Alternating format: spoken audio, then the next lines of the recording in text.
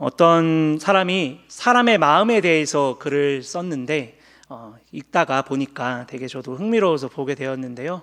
사람의 마음에 있어서 세 가지 마음이 굉장히 중요하다고 합니다. 세 가지입니다. 첫째는 초심이고, 둘째는 열심이고, 그리고 셋째는 뭐게요? 뒷심. 초심, 열심, 뒷심. 굉장히 흥미롭더라고요. 여기서 제일 중요한 건 초심이 중요하답니다. 초심이 없으면 열심을 이어갈 수가 없고, 또 초심이 없으면 뒷심을 이어갈 수 없다. 이분이 뭐 크리스천인지 아닌지 잘 모릅니다. 그런데 지나가다가 그냥 흘러갈 수 있는 이름도 없는 분이 이런 말을 하시더라고요. 여러분, 성경에서도요, 마음에 대해서 굉장히 중요하게 언급하는 것을 보게 됩니다. 사람의 마음이 굉장히 중요하죠. 어떤 마음을 품느냐, 어떤 마음을 갖고 있느냐에 따라서 그 발걸음이 결정됩니다. 특별히 하나님을 향한 마음을 쏟아놓고 그 마음이 하나님께 향해 있다면 그 걸음은 당연히 하나님께 향하게 돼 있겠지만, 그 마음이 하나님이 아니라 하나님이 아닌 하나님 영역 밖으로 생각하고 있다면 그 발걸음도 자연스럽게 하나님께 향해 있지 않고 다른 곳으로 향하기 마련이죠. 그래서 구약을 연구하는 학자 중에 월터 브루그만이라는 신학자가 있는데 그분이 이런 말을 하더라고요. 구약 성경에서 마음이 굉장히 중요하다라고 생각하는데, 이 마음이 중요한 이유는 그 마음이라는 기관은 구약에 의해서는 사람의 생각과 발걸음을 주관하기 때문에 마음이 중요하다라고 이야기합니다. 마음이 사람의 생각도 주관하고요, 그 마음에서부터 사람의 발걸음을 주관하지요. 그래서 잠언서 4장 23절 말씀에 모든 지킬 만한 것 중에 더욱 내 마음을 지키라, 생명의 근원이 이에서 남이니라 라고 했습니다. 이 밖에 수도 없이 이 마음에 대해서 굉장히 이야기를 많이 하죠. 이 구약에서 이 마음이라는 단어는요, 레브라는 말인데 심장을 가리킵니다. 사람의 신체 기관 중에 심장을 가리키는데요, 이게 때로는 속 사람을 가리키기도 하고, 또 어느 때는 속 마음을 가리키기도 하고, 또 그리고 어느 때는 그 어떤 일을 행함에 있어서 목적과 동기를 가리키기도 합니다. 그래서 이세의 아들 중에 가장 마지막 말째인 막내인 다윗을 선택하기에 사무엘상 16장 7절에는 기준을 제시해 주잖아요. 사람은 외모를 바라보지만 나 여호와는 중심을 본다라고 하셨죠. 그 중심이 같은 말입니다. 마음을 말해요. 그 사람의 목적, 그 사람의 의도, 그 사람의 목적과 동기를 말합니다. 다윗이 보기에는 어떤 것도 갖고 있지 않은 존재, 연약한 가장 막내일지 모르겠지만 하나님 보셨을 때는 다른 거 다 필요 없는데 그 마음을 보신 거죠. 그 마음의 목적과 동기가 하나님으로 인해서 그냥 만족하는 사람이기에 그를 왕으로 기름 붓는 장면을 보게 됩니다. 우리가 긴 시간 주기도문을 천천히 우리가 수요일마다 나누고 설교하고 앞에서는 여러분들은 듣고 생각해보고 결단하는 시간을 가져왔습니다. 여러분, 어찌 보면 기도도 마음가짐이 굉장히 중요합니다. 어떤 마음을 가지고 기도하는가, 이 마음의 향방에 의해서 기도의 목적이 달라지고요, 기도의 내용이 달라집니다. 어떤 목적을 가지고 기도하느냐, 어떤 마음을 가지고 어떤 마음을 바라며 기도하느냐에 따라서 기도의 대상이 달라지고 기도의 내용이 달라지는 거죠. 어떤 세상 모든 종교에도요, 기도는 존재합니다. 그리고 모든 종교, 기독교를 포함한 모든 종교가 기복이 있습니다. 복을 바라죠. 작든지 크든지 그 복의 내용이 다를 뿐이지만 복을 바랍니다. 우리가 이 주기도문은 이제 마지막 시간인데, 우리가 이 주기도문을 정리하면서 우리가 알아야 될 것은 산상수훈 말씀, 마태복음 5장부터 7장 사이에 그 선상 안에서 이 주기도가 포함되어 있구나라는 것을 우리가 먼저 알 필요가 있습니다. 이 산상수훈의 배경, 왜 이 말씀을 하실까? 팔복부터 시작하여서 그 다음에 이어지는 것은 율법에 대해서 다시 가르쳐 주시죠. 율법에 대해서, 율법을 잘못 생각하고 있고 율법의 의도를 왜곡되게 판단하고 있는 이 당시의 유대인들과 또 제자들에게 율법의 의도에 대해서 바르게 알려주십니다.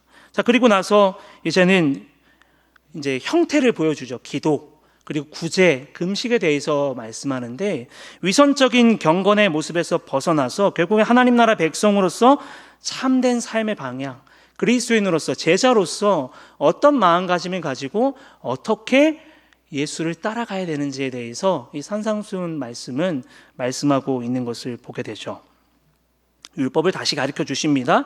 그리고 기도와 금식 그리고 구제에 대해서 논하는데 행위가 중요한 것이 아니라 뭐가 중요하죠? 결국에는 그 행위 이면에 왜 이것을 해야 되는가? 결국 하나님 아버지께 속해야 되는 것이고, 기도든 구제든 금식이든 하나님 아버지로 인하여서 해야 되는 것임을 말씀하고 있습니다. 이 당시 유대인들의 종교적 행위는요, 기도를 포함한 모든 행위가 굉장히 의식화되어 있다고 합니다. 그리고 형식적이었고 자기중심적이었고 그리고 위선적인 모습을 보이기도 했습니다. 앞에서의 모습이 다르고 속에 그 마음이 달랐던 거죠. 그 마음은 우리가 읽지 못하지만 그 사람의 말과 행동이 위선되는 모습인 겁니다. 앞이 다르고 뒤가 다르고 이런 모습을 예수님께서는 꼬집었죠. 자, 그래서 예수님께서는요, 하나님 나라 백성다운 기도가 뭐냐, 기도의 본질에 대해서 주기도문을 통해서 가르쳐주고 계시는 겁니다. 이 당시에 유대인들은 기도를 하고 있었어요. 그 대표적인 기도로 아미다 기도라고 합니다. 그것은 18개에서 19개의 축복문으로 이루어져 있는 기도문입니다. 하루에 3번씩 기도합니다. 오전에 기도하고 그리고 오후에 기도하고 저녁에 기도합니다. 꼬박꼬박 그렇게 기도하죠. 그리고 기도의 내용을 보면요, 하나님을 찬양하는 내용도 있고 또 하나님 앞에 자비를 요청하는 내용도 있고 그리고 도래할 메시아 왕국, 하나님 나라가 회복되고 그리고 하나님이 임하실 나라를 소망하는 내용으로 담겨져 있습니다. 축복문으로 담겨져 있습니다. 이렇게 내용으로 봐서는요, 굉장히 경건한 내용으로만 적혀져 있어요. 근데 문제가 뭔지 아십니까? 반복해서 하잖아요. 계속해서 이것을 읽어야 되고요. 그리고 낭독해야 되고요. 반복하다 보니까 생겨나는 문제가 뭐죠? 의식화되는 거예요. 형식적이게 되는 거예요. 그냥 하게 되는 거예요. 아무 감정 없이 그냥 하게 되는 거예요. 그리고 정해진 장소에서 하다 보니까 사람을 의식할 수밖에 없고, 사람을 의식하다 보면 어떻게 되죠? 과시할 수밖에 없게 되는 위험에 처해 있는 거죠. 자, 예수님께서는 그런 것을 다 보고 계셨던 거예요. 그래서 오늘 주기도문 말씀 앞에 보면 5절부터 8절까지 그런 모습들을 하나씩 지적하는 모습을 보게 되죠. 그래서 5절 말씀 같이 볼까요? 5절에 예수님께서 이렇게 먼저 이야기하십니다. 또 너희는 기도할 때에 외식하는 자와 같이 하지 말라. 그들은 사람에게 보이려고 회당과 큰 거리 어귀에 서서 기도하기를 좋아하느니라. 내가 진실로 너희에게 이르노니 그들은 자기 상을 이미 받았느니라. 자, 7절에도 이렇게 말씀합니다. 또 기도할 때에 이방인과 같이 중언부언하지 말라. 그들은 말을 많이 하여야 들으실 줄 생각하느니라. 자, 사람에게 보이려고 회당과 큰 거리 어귀에서 기도한다는 것은 지극히 사람을 의식하고 있다라는 것을 이야기하는 거죠. 중언부언한다는 것은 뭡니까? 습관적으로 마음이 담기지 않은 채 그냥 습관적으로 웅얼웅얼하면서 그냥 그 기도문을 막 낭독하고 있는 모습, 기계적으로 그냥 하고 있는, 주문처럼 기도를 외우고 있는 모습을 말하고 있는 거죠. 자, 그리고 또한 이방인처럼 말을 많이 해야만 하나님이 기도를 들으신다고 생각하지 말라라고 말하는데, 자, 이것도 마찬가지입니다. 결국에는 자기중심적으로 기도하고 있는 거죠. 다른 신을 섬기는 사람들이 왜 기도를 많이 미사오그를 붙여서 기도를 했겠습니까? 그렇게 하면 내게 복을 줄 거야. 그렇게 하면 내 기도가 상달되겠지. 이들이 예수님을 따르지 않는 이들의 기도가 대체로 어떤 기도였을까요? 자기 복에게 있는 것입니다. 내게 복이 있기를, 내가 잘 되기를 바라는 기도. 어느 종교나 다 있지 않겠습니까? 말을 이쁘게 많이 하면 그 신이 그 기도를 들어줄 거야. 그런데 하나님 앞에 상달될 기도는 그런 것이 아니다라고 말씀하는 것이죠. 많은 목회자들 그리고 많은 학자들이 이렇게 성경에 속해 있는 기도의 개념에 대해서 이야기를 많이 하는데요. 대표적으로 몇 사람을 좀 언급하면요, C.S. 루이스는 기도에 대해서 이렇게 말합니다. 기도는 하나님의 뜻을 바꾸기보다는 나를 하나님의 뜻에 맞추는 것이다 라고 말했습니다. 영성 신학자인 리차드 포스터라는 분은요, 이렇게 말합니다. 기도는 변화의 통로이며 하나님의 뜻에 맞게 우리를 다듬는 과정이다라고 주장합니다. 그리고 유명한 팀 켈러 목사님은요, 이렇게 말해요. 기도의 근본 목적은 하나님의 뜻을 꺾는 것이 아니라 우리의 뜻을 그분께 맞추는 것이다 라고 정의합니다. 세상의 모든 종교가 다 기도가 있습니다. 나를 위해 기도합니다. 내게 복을 주세요. 내가 잘 되게 해주세요. 특징이 뭘까요? 굉장히 간절한데 굉장히 비굴하게 빕니다. 그런데 여러분, 우리는 빌면서 기도합니까? 우리 하늘 아버지께서 우리에게 빌어라 라고 하지 않으십니다. 세상 사람들은 빕니다. 내 마음과 내 바람을 그 신에 투영하면서 그렇게 됐으면 좋겠다, 제발 그렇게 되었으면 좋겠다, 내가 복 받았으면 좋겠다라고 하며 빌면서 비굴하게 기도합니다. 그러나 우리는 그렇게 기도하지 않죠. 제가 이 맥락에서 제가 어렸을 때가 생각이 나는 거예요. 어렸을 때 애니메이션을 참 많이 봤는데요, 알라딘과 요술램프라는 동화 아시죠? 네. 근데 제가 만화책으로도 보고 동화책으로도 보고 또 디즈니 애니메이션으로도 봤던 것이 기억이 나더라고요.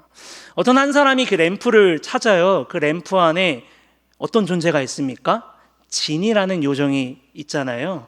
네. 말씀을 얘기하는데 별 얘기를 다 하네요. 그죠? 다 필요가 있어서 하는 말입니다.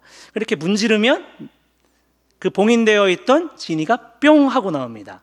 그러면서 이렇게 겸손히 말해요. 주인님, 무엇이든 저에게 소원을 말해주시면 무엇이든 다 3가지만 들어주겠습니다. 제가 이게 어렸을 때요, 얼마나 이게 설레는지 몰라요. 그렇지 않겠습니까? 무엇이든. 그 당시에 저는 로봇도 갖고 싶고 게임기도 갖고 싶고, 제가 컴퓨터를 중2 때 갖게 됐는데 그렇게 친구네 집에 컴퓨터가 있는 게 되게 부러웠어요. 그 페르시아 왕자라는 게임이 있었는데요, 그렇게 재밌어 보이고 막 친구가 안 시켜주고 막 자기 하는 것만 보라 그러고 얼마나 갖고 싶었는지 몰라요. 설레잖아요. 무엇이든 구하라고. 그래서 제가 어느 날 그런 생각이 떠오르는 거예요. 제가 초등학교 3학년쯤 됐던 것 같아요. 주일학교 이렇게 하나님에 대해서 깊이 알아가는 시간이잖아요. 근데 우리 하나님은 내 소원을 3가지만 들어줄까? 이런 생각을 했던 게 기억이 납니다. 여러분, 근데 예수님은요, 진이와 같을까요? 너에게 소원 3개만 말해봐, 내가 다 들어줄게 라는 분이 아니죠. 어찌 보면 이게 어린아이의 동심에 의해서 그 소원 3개를 말해봐, 뭐 그런 노래도 있잖아요. 옛날에 소녀시대가 불렀던. 네, 소원을 말해보면 진짜 들어질까? 이런 생각도 할 수 있겠지만, 예. 그런데 우리가 예수 그리스도를 따르는 우리들은, 예수님은 우리의 소원을, 우리의 인간적인 개념의 소원을 들어주는 램프의 진이 같은 분이 아닙니다. 인간은 누구나 다 애나 어른이나 그런 거 바라지 않겠어요? 내가 정말 소원이 있는데, 그런 마음으로 어떻게 보면은 그런 기대감을 가지고 살아갈지 모릅니다. 제가 예전에 사역할 때요, 그 교회 근처에 로또 1등 당첨률이 2위, 전국의 2위인 그 복권을 파는 가게가 있었습니다. 토요일마다 항상 신방을 갔는데 그때 항상 줄이 50m 정도, 100m 정도 이렇게 쭉 서 있는 것을 항상 봐요. 제가 하도 궁금해서 어느 날 어떤 집사님한테 여쭤봤어요. 집사님, 이 줄이 뭐예요? 저게 뭐 무슨 행사를 하나요? 라고 했더니 복권집이라고 하더라고요. 되게 이해가 안 됐습니다. 왜 저렇게 더운데 비가 오면 우산을 쓰고 저것을 기다릴까? 근데 제가 나중에 알았네요, 그 심리를. 이 복권을 사시는 분들이 이거를 사고요, 한 주간을 소망하면서 기다린대요. 내가 1등이 되면 이것도 사고 저것도 사고 내가 놀러도 가고, 그 낙으로 산다는 거예요. 야, 얼마나 낙이 없으면 그럴까라는 생각을 했습니다. 자, 모두가 다 그렇게 바라죠. 그렇지만 예수님께서는 우리에게 그렇게 우리의 개인적인 바람, 우리들의 욕망을 들어주는 분이 아니잖아요. 예수님께 우리가 기도하는 우리의 기도의 내용이 우리의 욕망을 들어주세요, 우리의 바람을 들어주세요, 우리의 욕심을 성취해 주는 분이 아니죠. 그렇게 다소 이 당시에는요, 기복적인 형태로 기도하는 모습이 있었고요. 그리고 형식적인 기도의 모습들, 그리고 개인 중심, 그리고 위선적인 형태를 가지고 하나님 앞에 기도하는 모습을 보면서 예수님께서는 주기도문을 통해서 기도의 본질은 그게 아니야 라고 말씀해 주시는 것입니다. 우리가 큰 틀에서 보면요, 산상수훈의 배경을 우리가 살펴보면 이 당시의 종교성, 이 당시의 사람들의 정서를 우리가 좀 살펴볼 필요가 있어요. 이 당시에 유대인들에게 있어서는요, 복에 대한 인식이 지극히 신명기적이었습니다. 신명기 28장에 보면 복과 저주가 나오죠. 뭔가 인과응보적이에요. 행한 대로 뭔가 결과가 일어나는 그런 신앙을 갖고 있었다. 전부는 아니지만 대다수의 사람이 그런 식으로 하나님을 섬겨왔다라고 합니다. 이 당시 일반적인 복의 개념은요, 신명기적 복과 저주의 구조에 따라서 같다. 자, 그렇다면 일반적으로 이 당시의 복이라면 물질적인 풍요, 건강, 자손, 장수, 그리고 사회적 지위 같은 것들을 복받았다라고 여겼을지 몰라요. 그래서 종교 지도자나 부자들은 하나님의 축복을 받은 사람이라고 이렇게 생각되었을 것입니다. 우리가 성경을 보면요, 가깝게는 마태복음 19장에 보면 예수님 앞에 한 부자 청년이 오죠. 영생에 대해서 알고 싶어서 옵니다. 예수님께서 질문하시는데 다 대답하면서 내가 율법을 다 알고요, 내가 율법을 다 행하는 사람이에요 라고 말하면서, 자, 그러니까 어떻게 하면 영생을 얻을 수 있냐고요 라고 했을 때 뭐라고 말씀하십니까? 네가 가진 재산을 다 팔아서 가난한 사람들에게 나눠주고 나를 따라가면 영생을 얻을 수 있어 라고 했을 때 이 부자 청년이 근심한 채 집으로 돌아갔다라고 합니다. 근데 여기서 중요한 건 그 모습을 지켜보면서 예수님이 이렇게 말씀하죠. 마태복음 19장 23, 24절에 예수께서 제자들에게 이르시되 내가 진실로 너에게 이르노니 부자는 천국에 들어가기가 어려우니라. 다시 너에게 말하노니 낙타가 바느끼로 들어가는 것이 부자가 하나님 나라에 들어가는 것보다 쉬우니라 하시니 라고 했어요. 그 부자 청년의 뒤통수를 바라보면서 이렇게 말씀하셨죠. 자, 여기서 중요한 건 제자들의 반응이에요. 놀랍니다. 놀라면서 도대체 누가 그러면 하나님 나라에 들어갈 수 있어요? 25절 같이 읽을까요? 제자들이 듣고 몹시 놀라 이르되 그렇다면 누가 구원을 얻을 수 있으리까?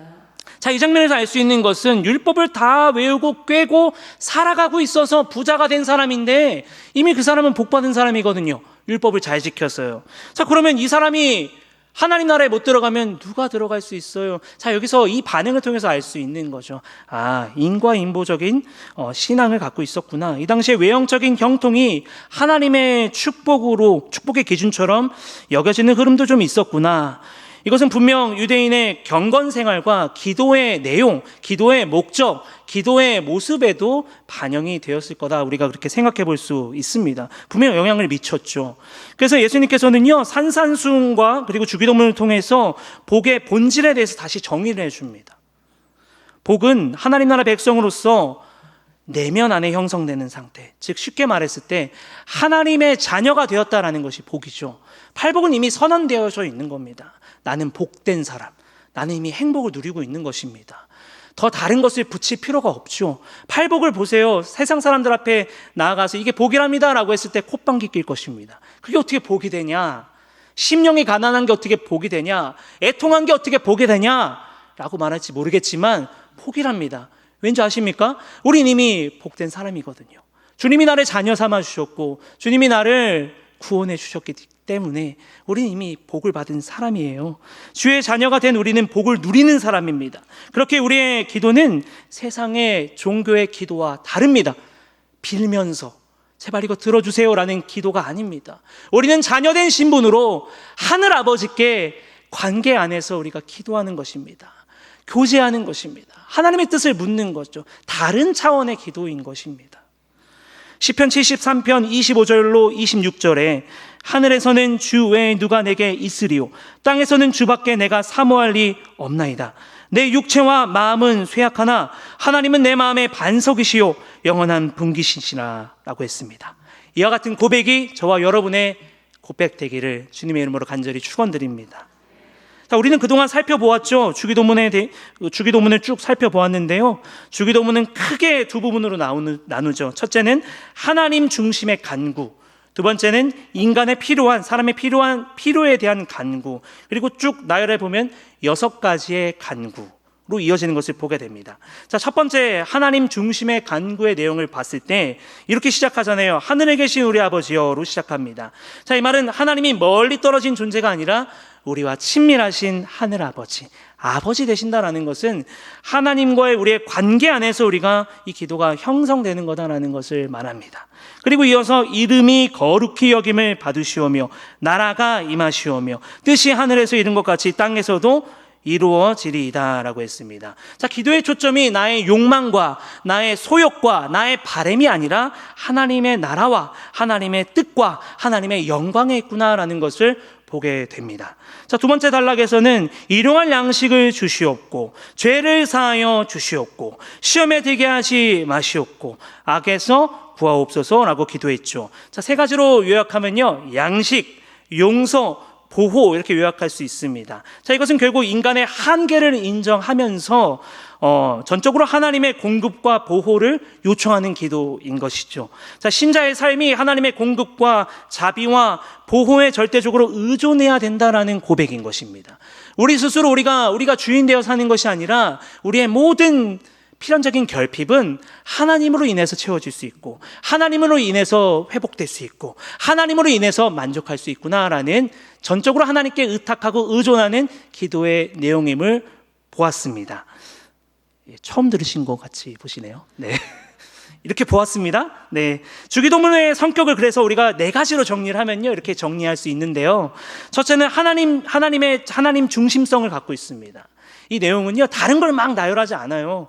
하나님께 초점을 맞춰지고 있습니다. 오직 하나님을 중심에 두고 염두하면서 믿음을 가지고 간구하는 기도 내용이란 말이에요. 그래서 이를 통해서 우리가 알 수 있는 것은 기도는 인간의 욕망을 채우는 수단이 아니라 하나님의 이름의 뜻과 하나님의 나라를 사모하는 것으로부터 시작되는 거구나를 알 수 있죠. 자, 두 번째 성격은요, 의존의 고백입니다. 방금 제가 말씀드렸던 하나님께 전적인 의존하는 거예요. 우리는 인간의 삶은 매일의 양식, 죄의 용서, 유혹으로부터의 보호 등 전적으로 하나님에게만 의존되어만 생존할 수 있습니다. 자, 셋째는 공동체성을 가집니다. 우리라는 말이 나오죠. 공동체가 함께 기도하는 거예요. 이 기도 안에는 공동체성 색채를 띠고 있습니다. 자, 끝으로 오늘 우리가 볼 본문에도 나오지만 종말론적 지향성을 갖습니다. 그 나라가 결국 완성될 것이고 이미 실현됐고 완성될 그 나라를 바라고 소망하며 염두하며 기도하며 마치는 것을 보게 되죠. 자, 주기도문을 가르쳐 주시는 예수님의 의도는 분명합니다. 주기도문은 단지 무엇을 기도하라라는 내용을 나열한 것이 아닙니다. 이렇게 살아야 되며 이렇게 하나님과의 관계를 맺어야 되는 것이다. 그리스도인으로서, 제자로서 방향성을 이 주기도문 안에는 함축하여 우리에게 제시해주고 알려주고 있는 것입니다. 오늘 함께 볼 단락은요, 주기도문의 마지막 부분입니다. 이것을 송영이라고도 말하고요. 주기도문의 송영, 주기도문의 영광송, 송영이 곧 영광송인데 이 송영이라는 말을 우리가 예배 때 많이 쓰죠. 하나님을 칭송합니다. 하나님을 높이고 찬송합니다.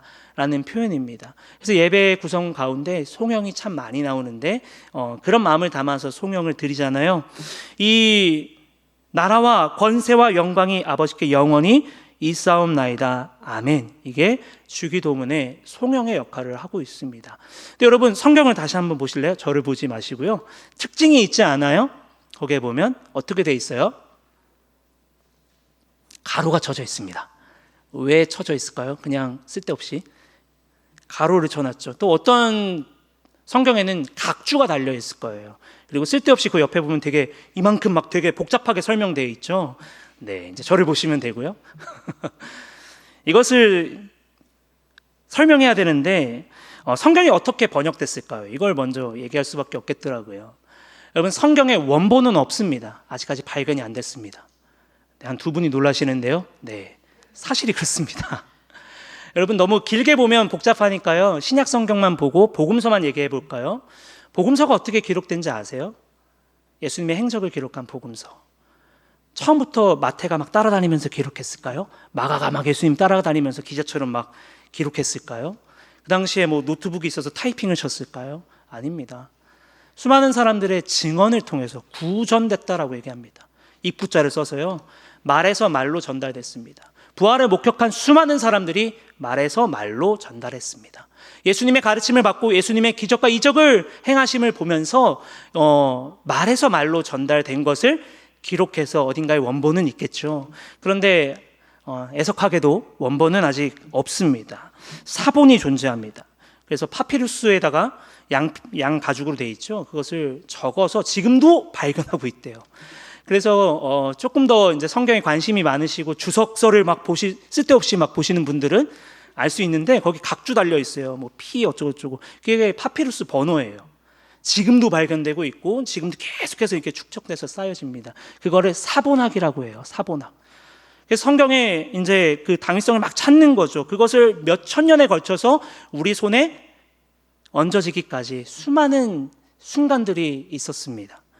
자, 어쨌든 간에요. 왜 가로를 쳤냐 이것을 말씀드리기 위해서 이 말을 했는데, 자, 어떤 사본에는 이 가로친 나라와 권세와 영광이 아버지께 영원히 있사옵나이다가 기록되어 있는데, 자, 문제는 어떤 사본에는 이게 기록되어 있지 않는 거예요. 머리가 아프죠. 그때부터 이 성경을 쓸데없이 연구하시는 분들은 이걸 밝혀야 되거든요. 이게 뭐냐 도대체 라고 해서 찝찝하게 가로친 거예요. 주석 달고. 사실은요, 조각조각인데 이거를 신약 성경을 전체로 이제 기록한 사본이 바티칸 사본, 신의 사본이라는 책에서 책이 신약 성경 전체를 이렇게 좀 했다고 합니다. 이게 한 4세기 때 쓰여졌대요. 근데 머리가 아픈 게 뭐냐면 디다케라는 성경이 있는데 거기엔 또 나라와 권세와 영광이 아버지께 영원히 있사옵나이다가 기록되어 있는데, 제가 지금 앞에 말씀드렸던 신의 사본, 바티칸 사본은 이게 없답니다. 자, 그래서 이거는 있을 수도, 예수님의 입에서 나온 말일 수도 아닐 수도 있습니다. 자, 그러면 이렇게 생각할 수 있어요. 후대에 누가 그럼 적은 건데 이거 왜 굳이 성경에 여기다 쓸데없이 적어놓고 저는 왜 이 본문을 지금 설교하고 있나요? 이렇게 말할 수 있겠지만 중요합니다. 왜냐하면 이게 비록 예수님의 높은 확률로 예수님의 말씀에 의해서 포함되지 않을 수도 있지만 굉장히 중요해요. 이 내용을 다 뜯어보면요, 이게 주기도문을 어떻게 지금 감싸고 있는지를 알 수 있거든요.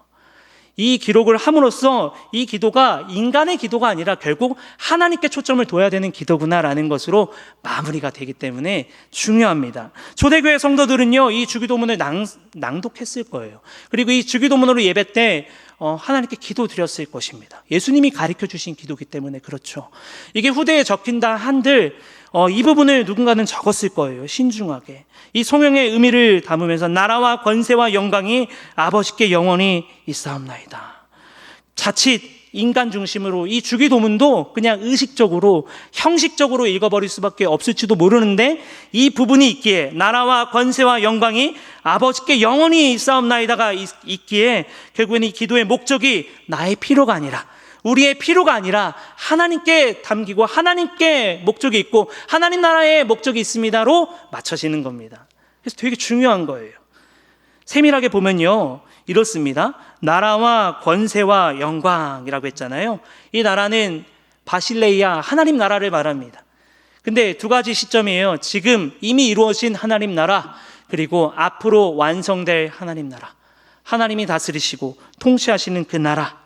그리고 권세는요, 디나미스라는 말인데요, 이게 사도행전 1장 8절에 보면 성령의 권능을 받고 라는 표현이 나오죠. 그 권능, 힘, 능력, 이런 것으로 번역할 수 있습니다. 이 디나미스라는 말은요, 다이나마이트의 원 뜻이 됩니다. 이게 이제 파생돼서 다이나마이트가 되는데, 하나님만 가질 수 있는 능력, 하나님만 가질 수 있는 권세, 하나님만 가지실 수 있는 힘을 말하는 것입니다. 그리고 영광이라는 말은 히브리어에도 굉장히 많이 나오는 표현인데요, 헬라 말로는 독사, 히브리 말로는 카보드라는 말입니다. 보통은 무거운 무게를 가리키는 뜻입니다. 근데 하나님의 영광이라고 말할 때 하나님이 무거운 분, 이렇게 그대로 하면 이렇게 번역할 수 있잖아요. 근데 그런 뜻이 아니라 유일하신 하나님을 상징할 때, 그 영광이란 말은 그 누구도 주어가 될 수 없습니다. 오직 하나님만 영광이 붙어요. 하나님만 카보드 하십니다. 하나님만 유일하시기 때문에 하나님만 영광 되시는 분이에요. 그렇게 번역할 수 있죠. 그래서 나라, 하나님의 나라, 하나님의 권세, 능력, 힘, 그리고 하나님만 유일한 영광, 하나님의 영광은 영원하다라고 말하고 있습니다. 아버지께 영원히 있을 것입니다 라고 하면서 이 기도가 마칩니다. 자, 여기서 말하는 영원하다라는 것은 지속된다. 세대가 바뀌고 세월이 바뀌고 세상이 바뀌어도 하나님의 나라, 하나님의 권세, 하나님의 영광은 영원하다라는 것입니다. 언제까지요? 하나님이 예수 그리스도가 다시 이 땅에 오셔서 그 나라가 완성될 때까지 영원할지어다 아멘 하고 주기도문이 맞춰지는 겁니다. 여기에 우리 번역으로는 보이지 않는 에스틴이라는 말도 들어가 있습니다. 이건 더 강화시켜주는 거예요. 지속적으로 오직 그 나라와 그리고 그 권세와 그 영광은 하나님만 쥐고 하나님만 가질 수 있는 것이다. 그리고 그것은 변하지 않고 다시 주님 오실 그날까지 영원하다라는 것을 뜻합니다. 예수님께서는요, 우리에게 주기도문을 가르쳐 주셨습니다. 그 목적은 새로운 기도를 새롭게 알려주신 것이 아닙니다. 기도의 본질에 대해서 알려주십니다. 기도의 참 목적에 대해서 회복하기를 바라시는 마음에 제자들을 앉혀놓고 기도를 가르쳐 주신 것입니다. 기도의 방향과 목적성을 잃지 않기 위해서 주기도를 가르쳐 주신 것이죠. 세상 사람은요, 복에 목말라 있습니다. 복 받기를 원합니다. 세상은 복에 목말라 있죠. 그렇게 이 땅에 복을 구합니다. 잘 되어야만 됩니다. 그러나 하나님을 내 구주로 고백하고 예수 그리스도를 내 아버지라 고백하는 저와 여러분은 복에 목말라 있지 않습니다. 저와 여러분은 이미 복 있는 사람들이기 때문에 복을 달라 구걸하며 복을 달라 애원할 필요가 없습니다. 여러분, 우리는 복 있는 사람입니다. 이미 복 받은 사람입니다. 무슨 복일까요? 돈일까요? 명예일까요? 아닙니다. 그 어떤 걸로도 바꿀 수 없는 주님의 자녀된 복, 영원한 생명을 약속받은 그 복을 우리는 소유하고 있습니다. 그래서요, 우리는 빌면서 기도할 필요 없어요. 하늘 아버지가 우리 아버지 되시기 때문에 우리는 제발 좀 이것 좀 해주세요라고 애원할 필요가 없습니다. 하늘 아버지는 우리를 자녀 삼아 주셨습니다. 아빠, 아버지시잖아요. 우리는 그런 복을 누리는 사람들입니다. 우리는 이미 세상과 구별된 존재들이기 때문에 세상에 속한 것을 갈망하며 그것을 혹여나 얻는데 우리가 거기에 만족하는 존재가 아닙니다. 그런 것들은 결국 없어지잖아요. 그런 것들은 결국 다 흘러갈 뿐입니다. 그래서 솔로몬이 그렇게 고백하지 않겠습니까? 다 누려봤는데 부인을 1000명이나 뒀대잖아요. 한 명도 힘든데 대단하신 분입니다. 예. 다 누려보면서 하나님 없는 그 모든 누림은 뭐라고 말하죠? 모든 것이 헛되고 헛되니 다 헛되다라고 말하잖아요. 그렇습니다. 예수님과 상관없는, 하나님과 상관없는 그 어떤 거 헛됩니다. 무한하지 않기 때문에 그렇죠. 우리는 세상과 구별된 존재입니다. 그렇기에 우리는 하나님으로 인하여 만족을 누립니다. 예수님 때문에 우리는 행복을 누립니다. 예수님으로 인하여 우리는 만족감을 누립니다. 그러므로 우리의 기도가 어디에 있어야 될까요? 예수님께서는요, 마태복음 6장 31, 32, 33, 34절에 이렇게 말씀하죠. 같이 읽겠습니다. 그러므로 염려하여 이르기를 무엇을 먹을까, 무엇을 마실까, 무엇을 입을까 하지 말라. 이는 다 이방인들이 구하는 것이라. 너희 하늘아버지께서 이 모든 것이 너희에게 있어야 할 줄을 아시느니라. 그런즉 너희는 먼저 그의 나라와 그의 의를 구하라. 그리하면 이 모든 것을 너희에게 더하시리라. 그러므로 내일을 위하여 염려하지 말라. 내일은 내일이 염려할 것이요 한날의 괴로움은 그날로 족하니라. 아멘. 우리가 또 기도할 거잖아요. 그리고 계속 기도할 것입니다. 여러분, 주기도를 우린 기억해야 됩니다. 기도의 초점은 언제나 예수님께 향해 있어야 됩니다. 저와 여러분이 언제나 이 주기도문의 정신을 기억하며 기도의 목적성, 기도의 초점을 잃지 않고 언제나 그 기도를 통해서 오늘도 하나님께 더 가까이, 오늘도 하나님을 더 사랑하며 오늘 더 하나님의 은혜를 누리며 흘려보낼 수 있는 저와 여러분 되시기를 주님의 이름으로 간절히 축원드립니다. 오늘 말씀 생각하면서요, 우리 같이 찬양하고 기도하기 원합니다. 내 안에 가장 귀한 게 뭘까요? 세상의 명예도 아닙니다. 지식도 아닙니다. 오직 예수님 한 분이십니다. 우리 그 마음을 기억하며 같이 이 찬양 고백하고 함께 우리 결단하며 기도하길 원합니다.